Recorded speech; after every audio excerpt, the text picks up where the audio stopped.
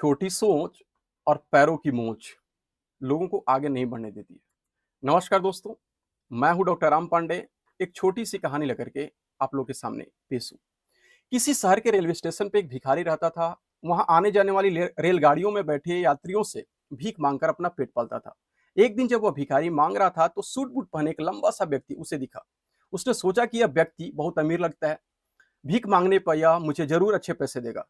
वह उस लंबे व्यक्ति से भीख मांगने लगा। भिखारी को देखकर उस लंबे व्यक्ति ने कहा, तुम हमेशा मांगते ही रहते हो, क्या कभी किसी को कुछ देते भी हो? भिखारी बोला, साहब मैं भिखारी हूँ, हमेशा लोगों से मांगता ही रहता हूँ, मेरी इतनी औकात कहाँ कि किसी को कुछ दे सकूं। लंबा व्यक्ति बोला, जब किसी को कुछ दे नहीं सकते तो तुम्हें मांगने का कोई हक नहीं है, अधिकार नहीं है। मैं एक व्यापारी हूँ और लेन देन में ही विश्वास रखता हूँ। अगर तुम्हारे पास कुछ देने को हो तभी मैं तुम्हें बदले में कुछ दे सकता हूँ। इतना कहने के बाद वह लंबा आदमी ट्रेन में बैठकर चला गया। इधर भिखारी उसकी कही गई बात के बारे में सोचने लगा। उस लंबे व्यक्ति के द्वारा कही गई बात उस भिखारी के दिल में उतर गई। वह सोचने लगा कि शायद मुझे भीख में अधिक पैसे इसलिए नहीं मिलता क्योंकि मैं उसके बदले में किसी को कुछ दे नहीं पाता। लेकिन मैं भिखारी हूं, किसी को कुछ देने लायक भी नहीं हूं।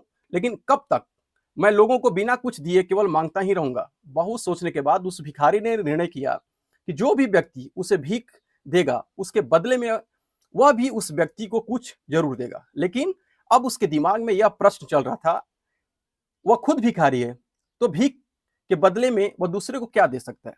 इस बात को सोचते हुए 2 दिन हो गए, लेकिन उसे अपने प्रश्नों का कोई उत्तर नहीं मिला था। तीसरे दिन जब वह रेलवे स्टेशन के पास बैठा हुआ था तभी उसके नजर कुछ फूलों पर पड़ी जो रेलवे स्टेशन के आसपास के पौधों पर खिल रहे थे। उसने सोचा, क्यों ना मैं लोगों को भीख के बदले कुछ फूल दे दिया करूंगा। उसको अपना यह विचार अच्छा लगा और उसने वहां से कुछ फूल तोड़े।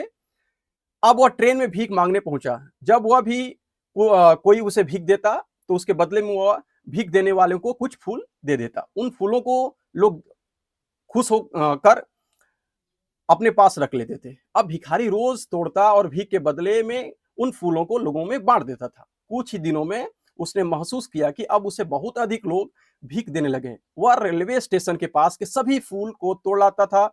जब तक उसके पास फूल रहते थे तब तक बहुत से लोग भीख देते थे, लेकिन जब वह फूल बांटते बांटते खत्म हो जाते थे तो उसे भीख भी नहीं मिलती थी। अब रोज ऐसे ही चलता रहा। एक दिन जब वह भीख मांग रहा था तो उसने देखा कि वही लंबा व्यक्ति ट्रेन में बैठा है जिसकी वजह से उसे भीख के बदले फूल देने की प्रेरणा मिली थी। अब वह तुरंत उस व्यक्ति के पास पहुंचा और भीख मांगते हुए बोला, आज मेरे पास आपको देने के लिए कुछ फूल हैं, आप मुझे भीख दीजिए तो बदले में मैं कुछ फूल दूंगा। उस लंबे व्यक्ति ने उसे भीख के रूप में कुछ पैसे दिए और भिखारी ने कुछ फूल उसे दे दिए। उस लंबे व्यक्ति को बहुत पसंद आई। वो बोला, वाह क्या बात है, आज तुम भी मेरी तरह एक व्यापारी बन गए हो। इतना कहकर फूल देकर वह लंबा व्यक्ति अपने स्टेशन पर उतर गया। लेकिन उस लंबे व्यक्ति द्वारा कही गई बात एक बार फिर से उस भिखारी के दिल में उतर गई। वह बार बार उस लंबे व्यक्ति के द्वारा की गई बात के बारे में सोचने लगा, बहुत खुश होने लगा।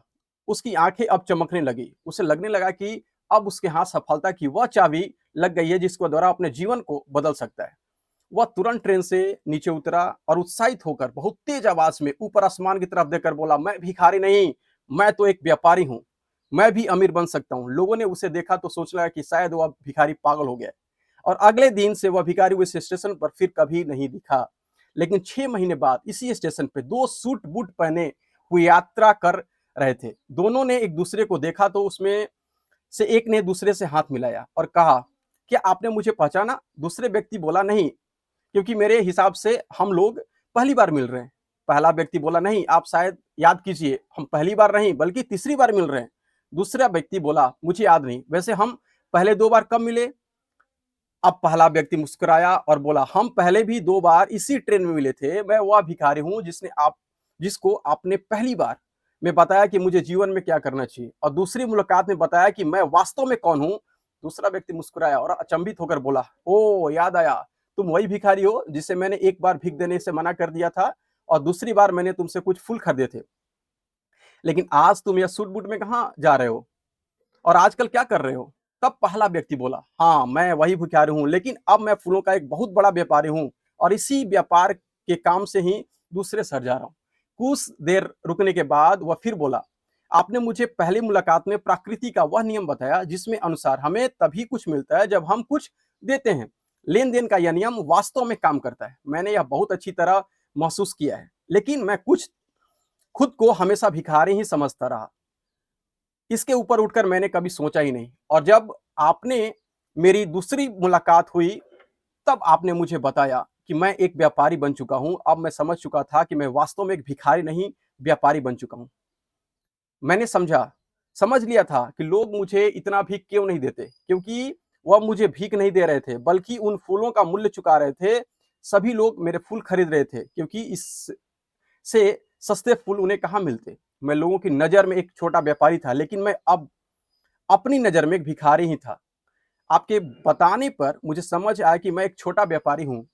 मैंने ट्रेन में फूल बाँटने से जो पैसे इकट्ठे किए थे, उससे बहुत सारे फूल खरीदे और फूलों का व्यापारी बन गया। यहाँ के लोग को फूल बहुत पसंद है, और उनकी इसी पसंद ने मुझे आज फूलों का बहुत बड़ा व्यापारी बना दिया है।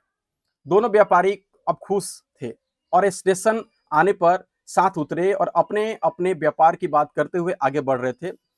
दोस्तों, इस कहानी से हमें बहुत कुछ सीखने को मिलता है। कहानी में लंबा व्यक्ति गिव एंड टेक के नियम को बहुत अच्छी तरह से जानता था। दुनिया के सभी बड़े व्यापारी इसी नियम का उपयोग करते हुए सफल हुए हैं। इसी फॉर्मूले को उसने भिखारी को भी बताया। भिखारी ने इस प्रकृति के नियम को अपना लिया और इसका असर उसके जीवन में साफ दिखाई देने लगा।